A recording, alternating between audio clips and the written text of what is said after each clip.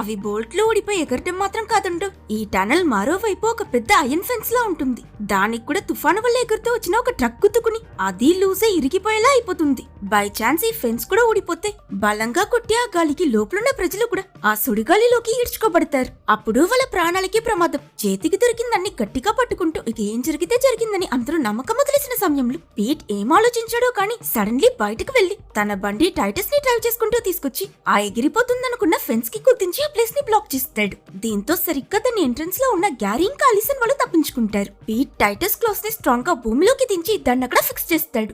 సరిగ్గా అప్పుడే ఆ టొర్నాడో కూడా అక్కడికి వచ్చేస్తుంది.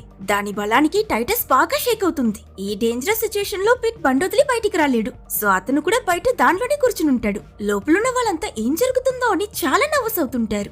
గ్యారీ ఇంకా లిసన్ ఒక రోప్ తీసి ఎక్స్ట్రా సేఫ్టీ కోసం పీట్ ఉన్న ఆ టైటస్ బండిని అండర్ గ్రౌండ్ టనల్ కి కడతారు. మొత్తం అందరూ చేతులు తలపై పెట్టుకుని ఆ టొర్నాడో